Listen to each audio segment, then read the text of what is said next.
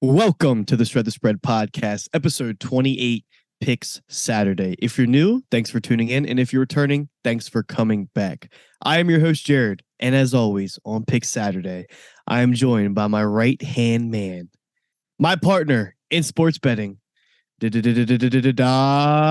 What's going on, man? Welcome back. I What's know they missed goody, us on baby? Thursday, man. Yeah, they missed us, man. Let me tell you something. The flu got us. The flu got us real good, Yeah, man. I flu was I was game down Jordan. bad. Yeah, facts, man. Look, I didn't have my Jordans on. I wasn't playing. I was not playing. I was out, laid out, Yeah. sleep the whole time.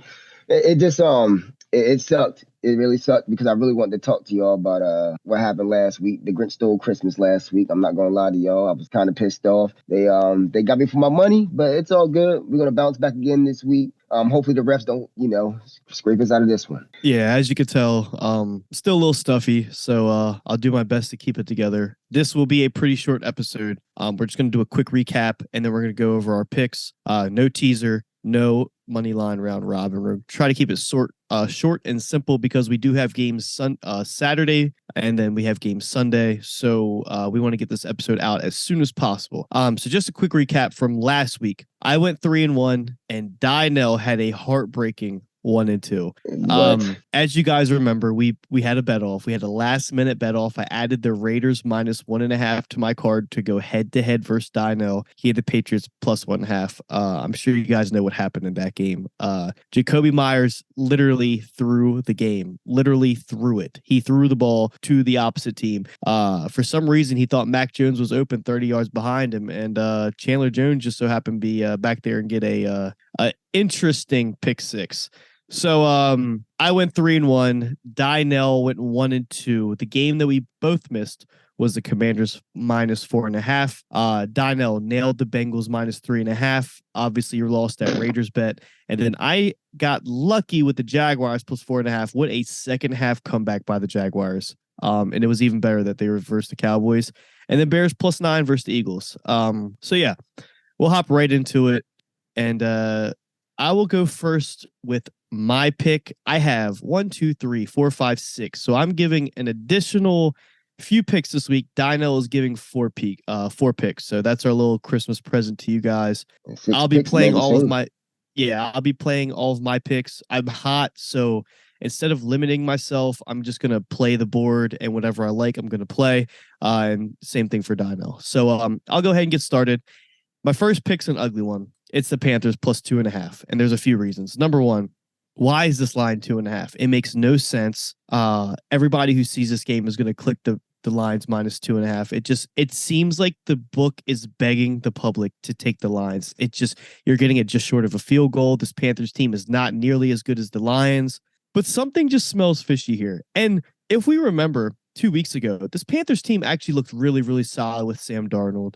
Last week that wasn't necessarily the case, but this team definitely has potential. I think the Lions are due for a letdown. They've just been playing so well these last few weeks, and I understand they're in the middle of a playoff push, but I just don't see them sustaining this level of play. I think it has to come down to earth sometime. And they're going against a pretty shitty Panthers team, and this line just feels really short. So I want to be on the contrary on this one, so I'm going to go ahead and take the Panthers +2.5. What is your first pick of the week, Donnell? My first pick of the week. You know what? I'll put the ugliest pick out there for my first pick. I'm gonna pick the Seahawks +10, and I'm gonna explain a little bit. Right? Come on, guys. You know the saying, he did it again, and the time before that, and the time before that. When Patrick Mahomes has a big spread to cover, he does not cover his spreads. It's well documented. We even said this last week, when it came to the Texans. And we're talking about the Texans without Damian Pierce. I mean that's a self-explanatory by itself. This defense for the Chiefs it's too topsy turvy. It's up down. We know Patrick Mahomes is gifted and whatever it is, but I'm gonna tell you what, the Seahawks are gonna come out there the ball. The Seahawks are playing right now for their playoff hopes right now as we speak. As we speak, they're going to come out strong. That running game isn't really going to come out. It's going to be fast and vibrant. I feel like Geno Smith is going to throw dots across the field against this Chiefs defense. And honestly, I think it's going to be one of those high scoring games that stay close. And I don't see the Chiefs covering this +10 even the slightest. Yeah, I mean we hit it every single week on this podcast. Patrick Mahomes versus large spreads, he struggles. Statistically, historically, he just doesn't put up very good numbers. And we saw it last week with the Texans. They had to go to overtime versus a shitty Texas team. And even though the stats are so lopsided in favor of the Chiefs, they went to overtime. And not only did they go out there and lay a goose egg on offense their first possession, their defense came up big and McKinnon, broke away and won the game. So that the Chiefs definitely haven't been playing up to their potential. Are they due to blow out a team? I don't know. I don't know if they have that firepower. I mean, obviously they have that firepower, but do they have that consistency on their defense? And I think that's what you and I both hit on all the time. Their defense is just they don't give them the ability to put teams away. So I can't knock you for that pick, dude. I also like the under in that game. I think the total's sitting like right at 50 points. I think that's a little high. But we'll see. I like your Seahawks plus 10 though. The second game I'll go to, another ugly one. Patriots plus 3.5. Brave soul. I just really think that the Bengals are like 10-1 their last 11 against the spread. And that just seems off because they're coming off of a Super Bowl loss last year. And usually these very heavy public picks, the sportsbook kind of adds a little bit of juice to them. Like we see with the Chiefs. The Chiefs always have these large lines just because of how much the public hits them. So basically the public just sees the Bengals. They bet the Bengals because the Bengals are a good team and they're 10-1 the last 11 weeks. That's insane. That's like unheard of for a huge public favorite bet. I think that comes down to earth a little bit. I know this line seems a little bit short, like Patriots plus 3.5. I actually have this line sitting right at 2.5, 3 points. I think the Patriots are coming off probably one of the most, besides Super Bowl losses, one of the ugliest losses in Bill Belichick's coaching career. Not necessarily is that his fault, but I think this team needs some type of resiliency and a bounce back, especially from Jacoby Myers. I know Ramondre Stevenson's a little questionable. He is a little banged up, but I assume he's going to play. I just think there's some regression on this Bengals side. Like when Joe Burrow beats good teams, it's usually by a field goal. So I'm kind of playing that number, getting the hook in my favor. I really don't want to push. So when I saw that plus 3.5, it was something I had to jump on. I think it's a really good spot for this Patriots team. I think they're gonna have a bounce back game. I think the Bengals come down to earth a little bit. I mean, they were down 17-0 to the Bucks, and it yeah, really that was ugly. Yeah. And the only reason they even got back in that game and got momentum was because the Buccaneers Bucks were worse. fumbled 4 times in the third quarter and threw an interception. I mean, they literally handed that game to the Bengals. So I don't think the Bengals are going to run into that with this Patriots team. I think they're a little bit more disciplined. So yeah, Patriots plus 3.5. Yeah, okay, I know it's pretty ironic because they're last week, ironic, right? but I think there's this extra sense of cautionary going into this week. So I think they're playing with a chip on their shoulder this week. So that is my second pick. I like it. I mean, because also what I love about how that pick. One thing that's in your favor is, man, that pass rush. I mean, that Patriots pass rush is definitely going to. Yeah, they're no joke, dude. No joke at all. But But my next pick is going to be your boys, Fly Eagles Fly, for 4.5 points, plus 4.5. We get it, guys. Hey, I know Jalen Hurts is out, right? Jalen Hurts is out, right? That's the MVP candidate, the best player on the team, the facilitator, that guy. But I want y'all to understand something. This Eagles team is very talented all the way across the board, all right? Their defense is really second to none, all right? I really feel like the Cowboys offense is going to struggle in a lot of aspects. The running game is not going to be as popping as what the previous weeks have been for the Cowboys. Not like they call for the run any goddamn way when the game is on the line. But that's not going to provide for him. Dak Prescott has the most interceptions in the last 4 to 5 weeks. Let's look at last week. He cost his team the game last week. I mean, I wouldn't say not entirely, but that one pick in the third quarter, in the fourth quarter, up 10 points was kind of brutal. It was very brutal. That very first one was very brutal. He shouldn't have thrown it. It was at a bad time, and that turned to be a decisive moment of the game. I believe in this Eagles defense to cause turnovers. I believe in this Eagles defense to get pressure more than anybody. I mean, what aren't they second in sacks, first in sacks? You guys have there. Yeah, and you guys have what? 4 or 5, I think 5 or 6 linemen with 6 or more sacks. That is insane. That is that is insane, right? So the pressure is coming, Dak. All right, and you know what's funny? People have been saying it, but I haven't noticed it. Dak's mobility hasn't been nearly there. Hasn't been nearly to he's where getting chased down out of the pocket a lot. Exactly my point. And don't get it twisted, y'all. Jalen Gardner Minshew is not Jalen Hurts. But Gardner Minshew ain't no Oh slouch yeah, either. He can sling that rock. He can sling that rock. Two people, two great receivers on the outside. I got great running back behind me. The best O line in the game. That plus one, I actually like them. I actually like Eagles money line here, just so Cowboys fans can cry, really. But I would take the plus. I'll take the plus 4.5 any day. You know that plus 4.5 for the Eagles, no matter who the quarterback is. To me, it's like, hey, like yeah, I'm taking that. great value. It's Like, great yeah, value. It's great you're getting value. points with a team that's so dynamic. And the reason why this Eagles team is on everybody's radar is not just because of their quarterback position. It's because they have zero gaps in this team. Like special teams to defense to offense, they just cover all their corners. And we've seen Gardner Minshew can ball out, and he plays with that sense of urgency, and he plays with that fiery. Like he just goes out there and he wants to compete. And I mean, you saw it when he was playing the garbage game against the Jets. It didn't matter that game meant absolutely zero. It meant everything in the world to him because when he goes out there, he thinks he's a star and he wants to shine. And Gardner Minshew isn't somebody that you would obviously want to send out there as your starting quarterback week by week, but to come in for a game or two, Oh yeah. he's a very good backup quarterback. We'll see it this weekend. I really hope that the Eagles pull it off. I think not only would this win be demoralizing to the Cowboys, I think it just sets in stone that hey, this Eagles team is for real. So now obviously I'm gonna be rooting. I'm definitely gonna sprinkle the Eagles money line. We got some good value. You can't pass this up. An Eagles team at plus money. I mean, what are we talking about? So yeah, I agree with you there. We have two picks that double up.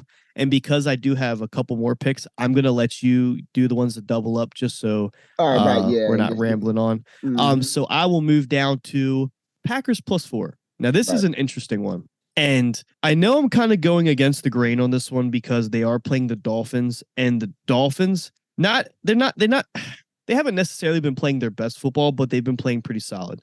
But this seems like a very good spot for the Packers just because I think the Dolphins thrive off their pass, and the strength of the Green Bay defense is their secondary. They do really well against teams that like to throw the ball a lot.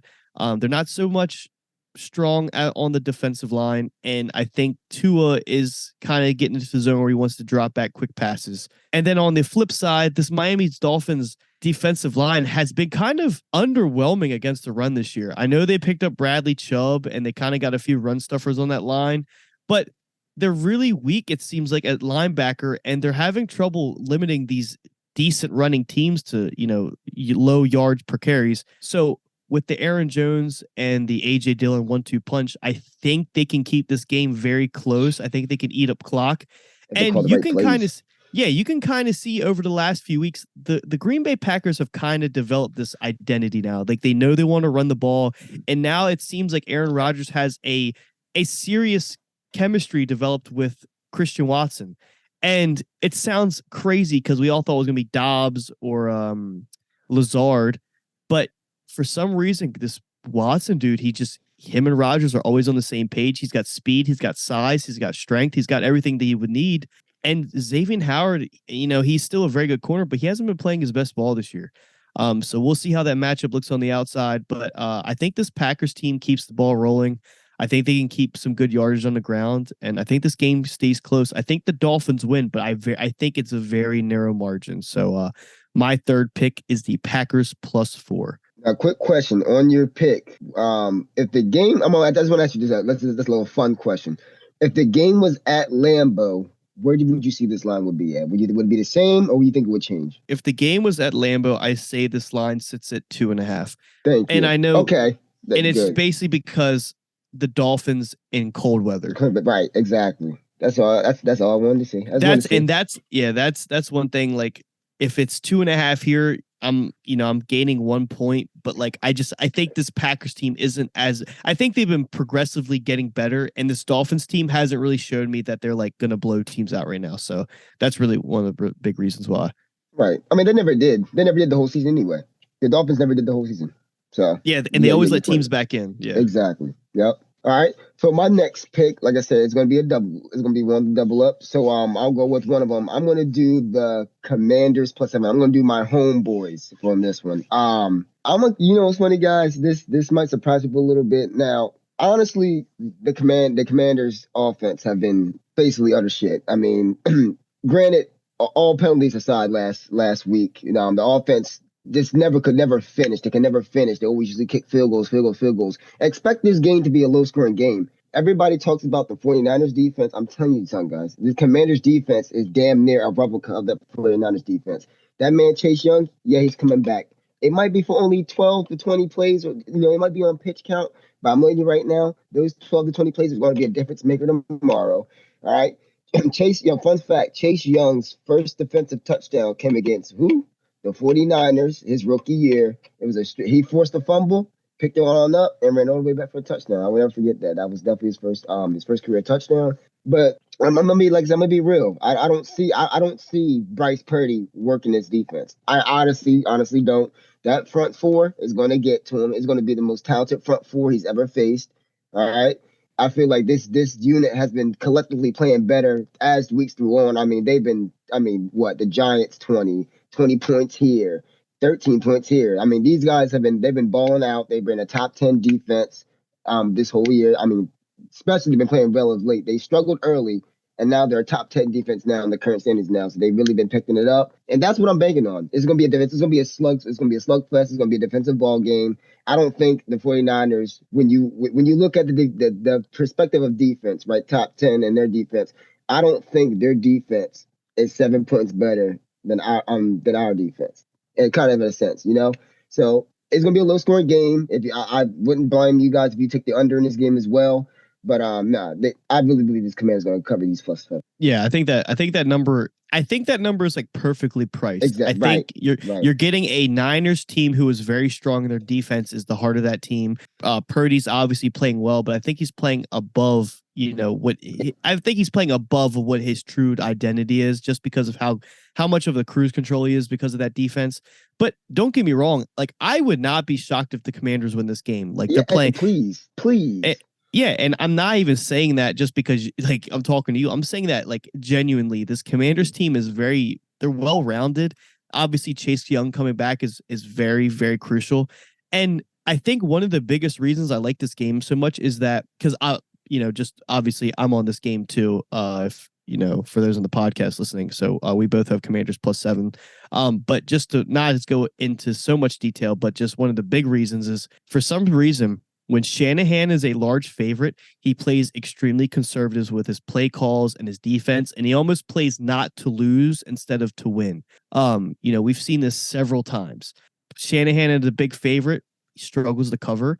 So, I agree with Dynell and everything he said. I think this Commanders team is hungry. They're coming off that. They're coming off that very, very like rough loss where they just seemed like, it was like a domino effect of poor, calls and we're not going to beat that up. It is what it is. But the Grinch definitely came through that shit. But yeah, I think it's a good spot for the Commanders. I think if the Niners did drop a game on the way to the playoffs, I would not be surprised if this is the one. So I'm going to skip over to Monday night, and this is a game that can be very interesting. We have the Colts plus 4.5 facing the Chargers. Very, very, just briefly, the Colts are going to run the ball, and the strength of their team is their offensive line and running the ball. The Chargers, on the other hand, cannot stop the run to save their life. I'm not sure if Derwin James is going to play. I haven't seen the latest update with that, but I do know that Bose is out, and that's a huge piece. Obviously Jonathan Taylor not being there hurts, but when this Nick Foles news came out and people were kind of getting wishy-washy on this Colts line, I asked myself, is this really that big of a drop off? Like there is potential that Nick Foles, and I'm not saying this to be funny, Nick Foles is a professional backup quarterback. That's what he does. If you go out there and you have film on him and he's your everyday starter, he's going to struggle. But when the guy just comes in for a game here and a game there, he's not bad. I think as long as he can not turn the ball over, and this Colts team can, keep the ball moving on the ground, pick up first downs here and there, I see this game staying close. I wouldn't be surprised if the Colts win this game. It's just like people are saying Jeff Saturday's doing like a phenomenal tank job. This guy is not trying to tank. He wants to win. He wants this coaching job next year. He's already said it. He's not going to come out there. And obviously he's been on the wrong side of history last week with that very, very, very shitty second half performance by the Colts. And, obviously they're on the wrong side of history. But Jeff Saturday, he already said he wants the damn job. So why would he go out there and look like a fool? He's going to go out there and try to redeem himself this week. He's going to try to run the ball down this Chargers weak defensive line. And he's going to try to make a statement because right now he looks like the laughing stock of the league. And Jim Irsay is, for those who aren't familiar with the Colts owner, he's like a borderline Jerry Jones. Like he wants to have his hand in everything, and he basically you don't make him look like a fool. So, this will be a thing where it's like, hey, Jeff, I need you to get your shit together because that was very, very, very underwhelming last week. Yeah. So I see the Colts coming out Sheesh. here with a little bit more aggressiveness. We have some hungry backs, obviously Jonathan Taylor not being there, but we have some very solid backs like Deion Jackson. When Zach Moss was getting carries Nice. last week, he wasn't looking too bad. So they still have some decent depth at, in the backfield. But obviously this team's identity is going to come down to can they run the ball efficiently, and then we need Michael Pittman to get going. So yeah, I think the Colts keep this close. I think they're out there for blood this week. They're coming, they're the laughing stock of the league right now. So I think they want to get their shit together, and this is a good spot here versus a really weak defense against the run for the Chargers. My last and the final, well, our last and final pick, I should say, because we're both telling this too. We got the Bears plus 8.5 against the Buffalo Bills. Same thing when it comes to Mahomes. Now, when was the last time Buffalo covered a big spread? They don't. The thing about the Bears is the fact that, man, as long as Justin Fields can move the way he moves against the Philadelphia Eagles, man, plus 8.5, I'll take that any day. He just finds ways to make plays anytime his team needs it. The defense played tremendously better against the Eagles last week. They put up a fight. They forced 2 turnovers against Jalen Hurts. Jalen Hurts had 3 interceptions the whole entire year. I mean, they came out there and they balled out. Didn't they also force a fumble as well, too? Am I wrong? Yeah, I think someone fumbled later in the game. It might have been Miles Sanders. I can't remember. Sanders. I think it was Sanders too. I mean, either way, they forced turnovers against the best team the best team in the football, and you're going against an already turnover-prone Buffalo Bills team. Josh Allen is. I won't say he's careless. He's careless with the ball. I mean, he takes risks. That's who he is. That's what makes him Josh Allen, and he makes plays out of those situations. But when you constantly put the ball out there like that, and you're going against a defense who was opportunistic last week, and they're going to be hungry for more to go in and get it. I expect the Bears defense to collect another 2 turnovers. Kind of keep the Bills off the board a little bit. I don't think they're going to blow them out the water, and I think Justin Fields' legs are going to keep him within the game. That plus 8.5 just seems easy in my point of view. Yeah, obviously, whenever you have a playmaker as your quarterback, Justin Fields. We saw it in the Eagles game. He just makes plays, and he almost broke. I mean, we were watching it. He almost broke that another incredible run for a touchdown. He just kind of toe tapped out of bounds, so it kind of did get called back. But you just see the explosiveness that he brings every single play. You really can't contain that guy. He's like uncontainable. He just finds ways to slip by, and it's not like this guy is small. He's like 6'4" and huge. Very, very, very talented. I think the Bears finally have, they've went through some rough stretches with Trubisky and Jay Cutler. I think they really have a true star playmaker at quarterback now. I don't know, dude. We saw it with the Eagles when they went down and they weren't covering.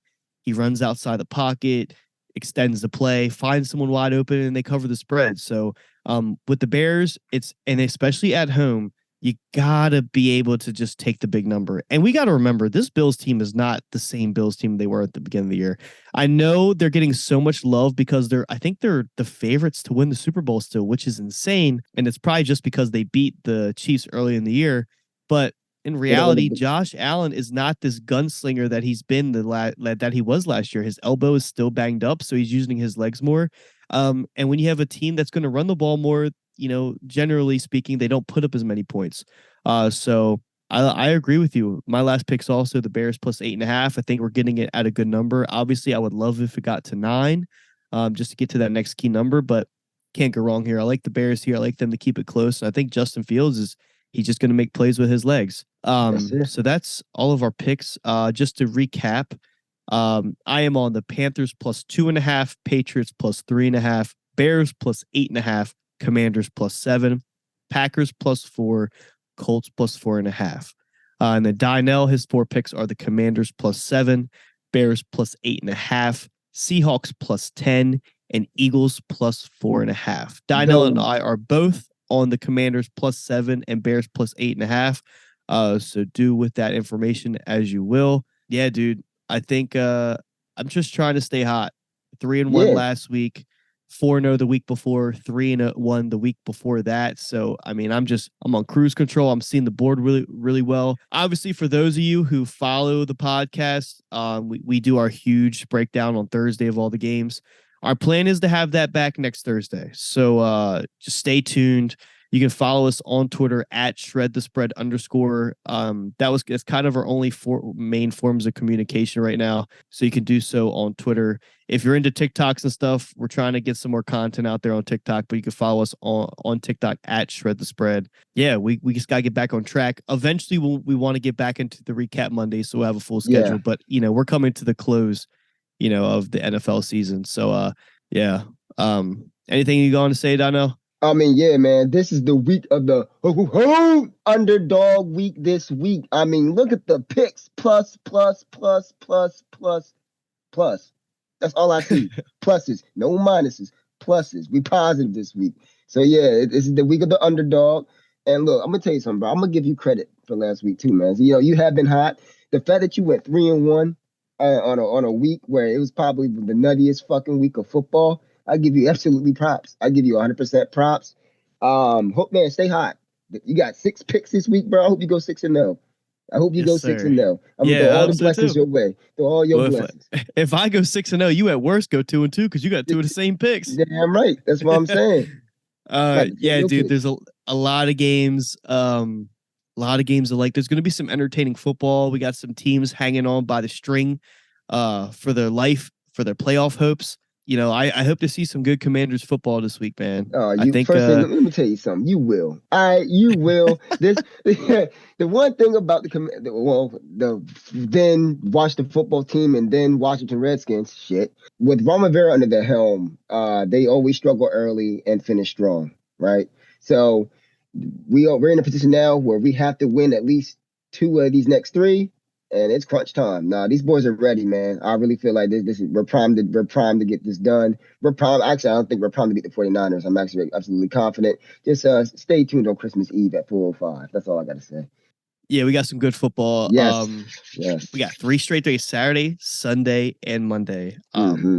So for the Shred the Spread podcast, I'm your host, Jared. He is Dynell, and our producer, you can follow him on Twitter at Real Metro Gnomes, GN, not NO.